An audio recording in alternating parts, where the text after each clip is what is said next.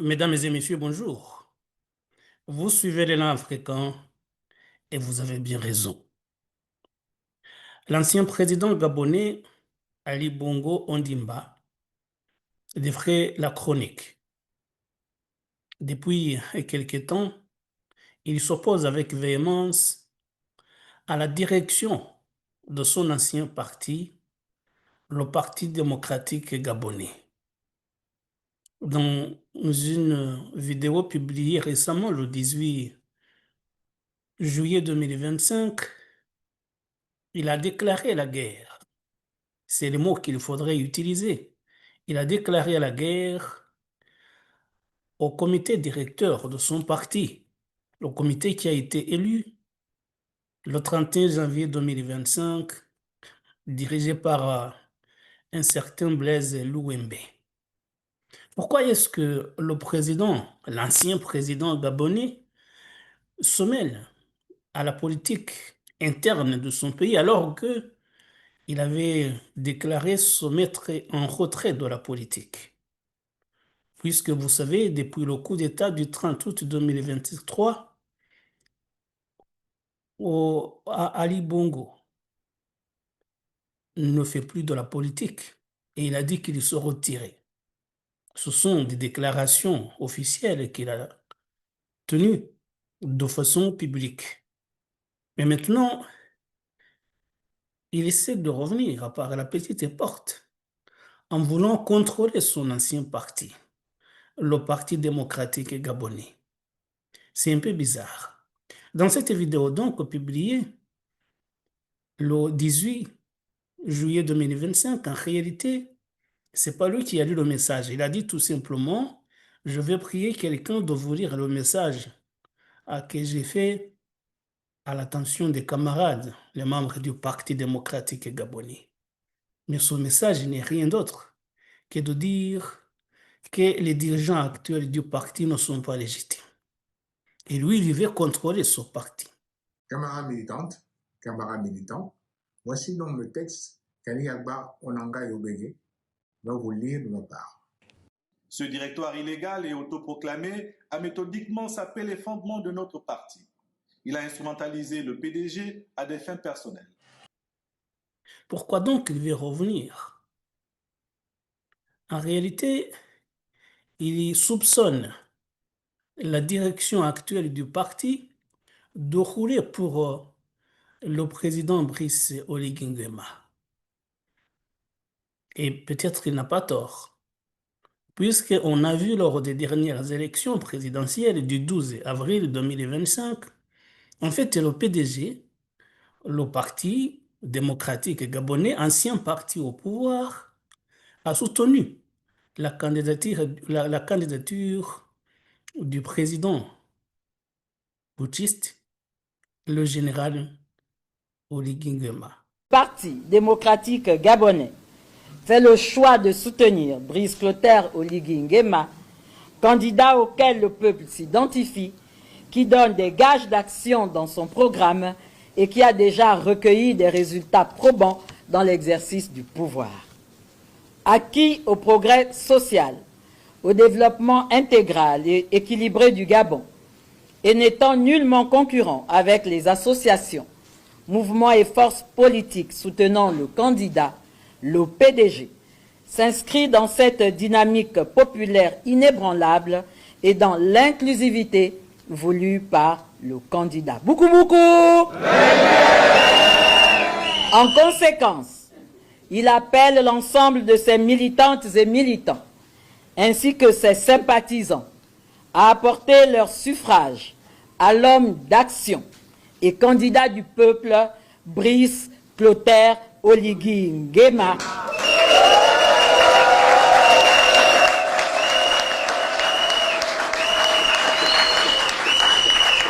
lors du scrutin à venir pour continuer favorablement ce qu'il a déjà entamé en construisant l'édifice nouveau auquel tous nous rêvons.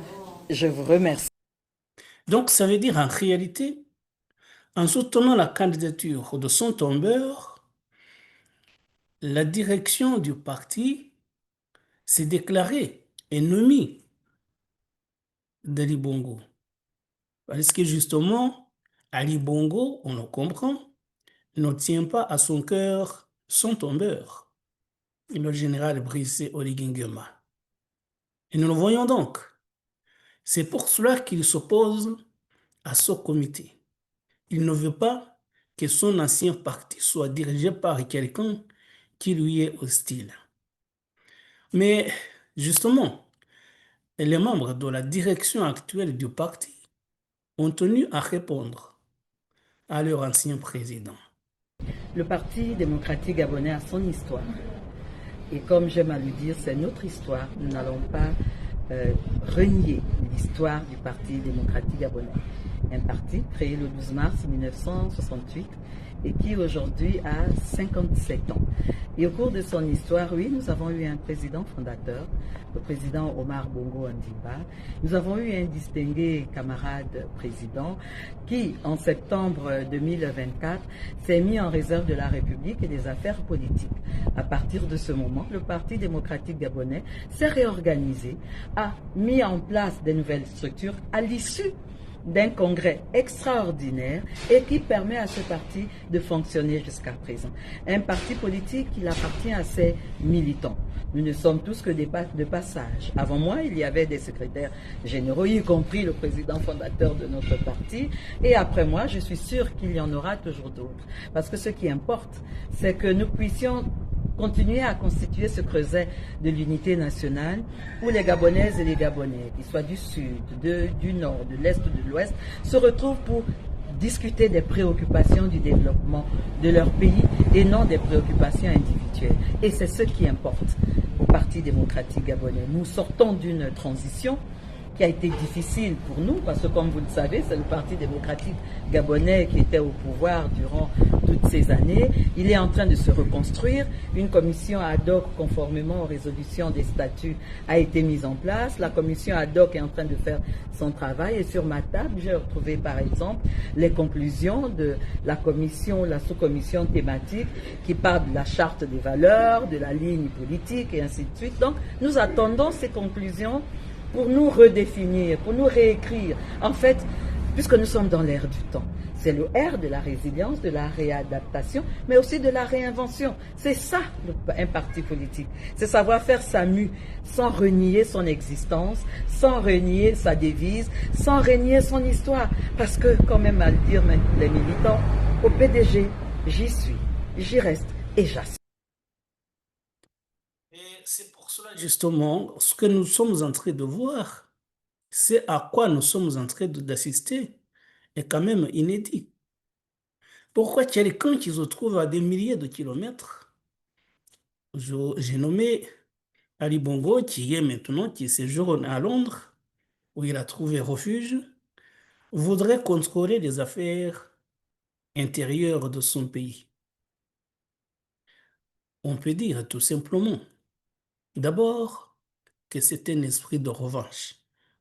Comme nous venons de dire, il ne supporte pas que son ancien parti soit dirigé par quelqu'un qui roule pour le président actuel qui l'a renversé. C'est humain, ça se comprend. Mais il devrait également prendre de la hauteur. C'est quelqu'un qui a été président pendant 14 ans. Et donc, il ne devrait pas se fourvoyer dans de petites querelles comme cela d'un parti politique. Et donc, on ne comprend pas ce que fait Ali Bongo.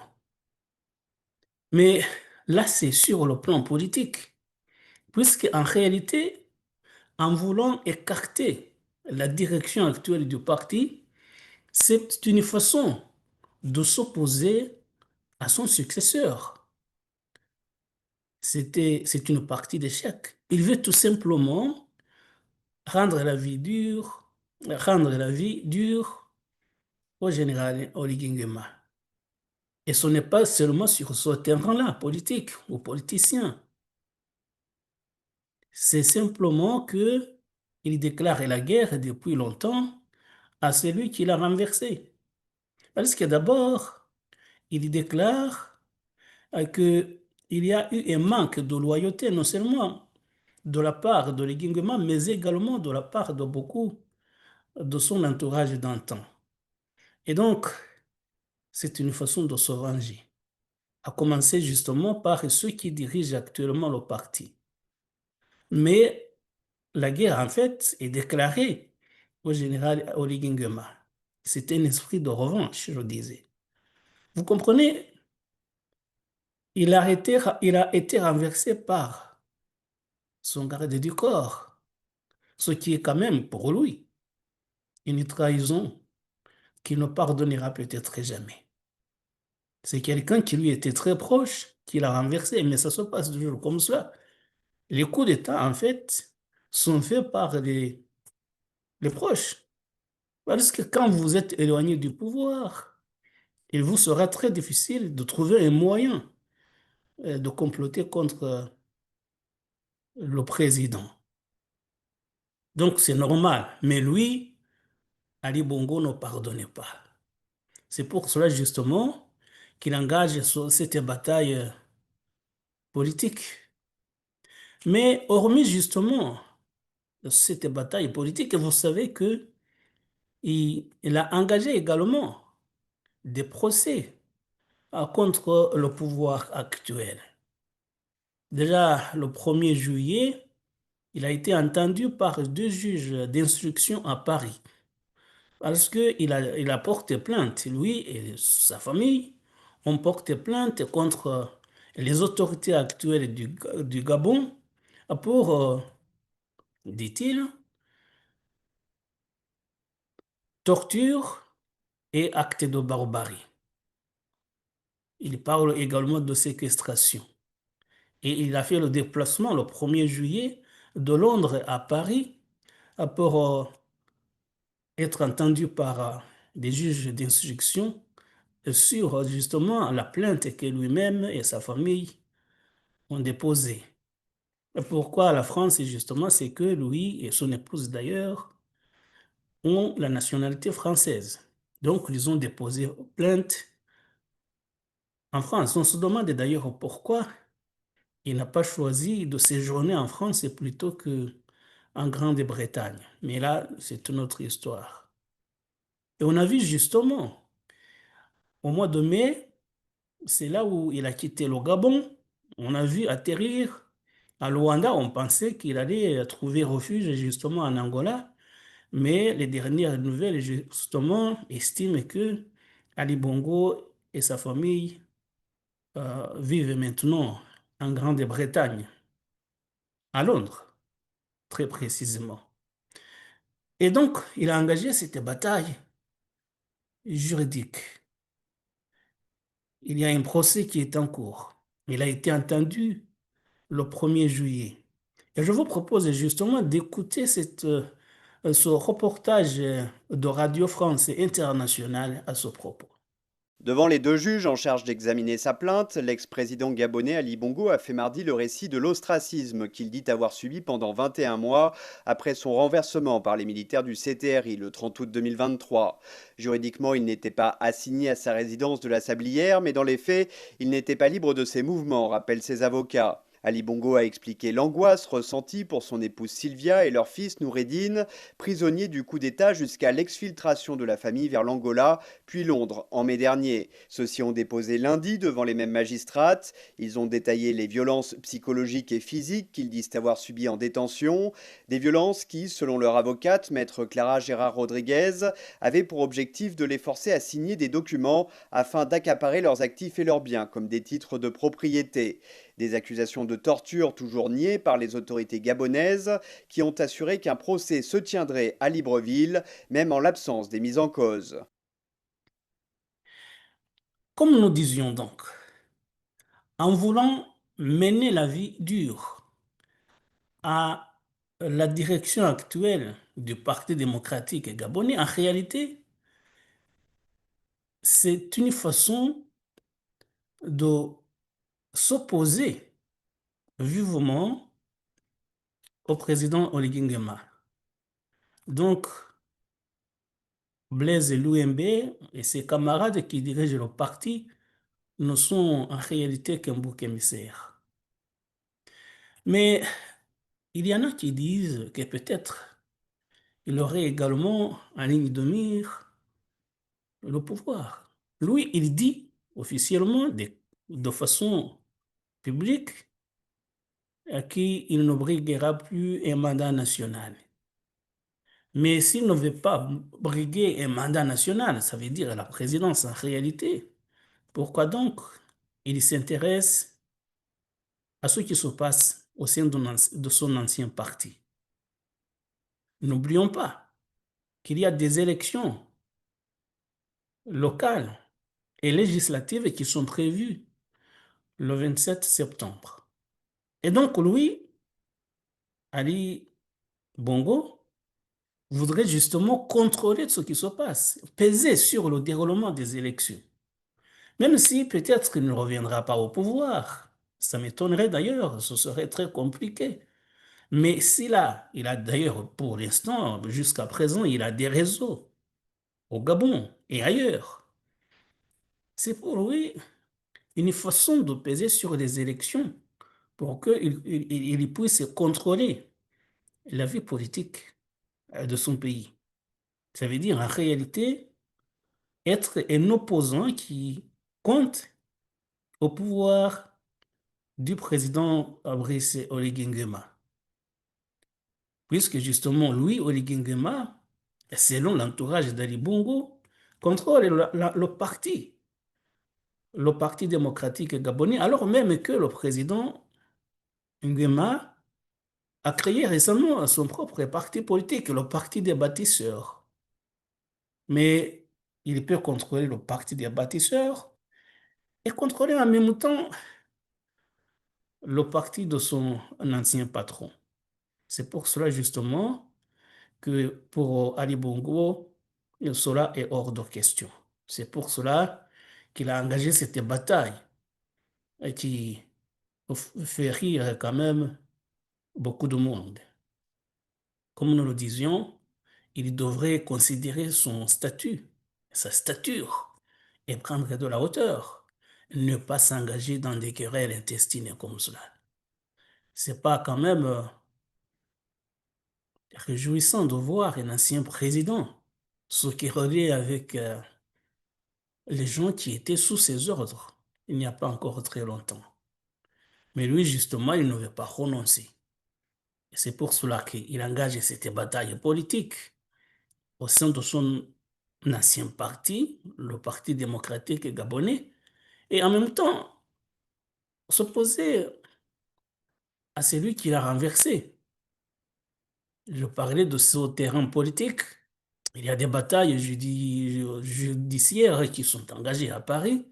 Mais vous savez que lorsqu'il a fait cela, le pouvoir du président Oligui Nguema a lui aussi porté plainte contre le président, l'ancien président Ali Bongo. Donc, en fait, il y a des affaires parallèles qui opposent les deux hommes politiques, qui se connaissent très bien, il faut le dire. Et c'est quand même un peu marrant d'en arriver là. Parce que déjà, cette plainte est déposée à Paris par la famille Bongo, qui parle de torture et d'actes de barbarie. Le président Oligui Nguema a balayé cette accusation d'une main. Il était interrogé par nos confrères de France 24 qui lui avaient accordé une interview diffusée justement sur la chaîne. Il a dit, au Gabon, on ne fait pas de torture. Si nous avons pu faire un coup d'État sans effusion de sang, ce n'est pas deux individus que nous allons torturer. Et il dit, nous verrons à l'issue des procès. Donc, il y a des procès qui se déroulent à Libreville, à Gabon, et il y a un procès qui se déroule également à Paris, ce qui amuse quand même beaucoup de gens, puisque c'est c'est un jeu qui ne devrait pas avoir lieu entre les gens, qui sont d'ailleurs issus d'une même famille, qui se connaissent très bien, même s'il y a cette façon de renverser le pouvoir. même si le président Ali Bongo ne veut pas pardonner à son successeur, mais il faudrait tout de même essayer de trouver un terrain d'entente. Il y a des affaires pour torture, il y a des affaires pour corruption et blanchiment d'argent de la part de l'ancienne famille présidentielle. Et tout cela, justement, on va voir l'issue que vont avoir les affaires en question. Mais pour l'instant, ce qui est fait, les déclarations qui sont faites et les joutes verbales qui sont en cours ne sont pas de la hauteur des gens qui sont au pouvoir, qui devraient servir d'exemple au reste de la population gabonaise. Et voilà, mesdames et messieurs, c'est juste ce que nous voulions dire aujourd'hui. Merci de nous avoir prêté attention et à très bientôt pour d'autres sujets. Au revoir.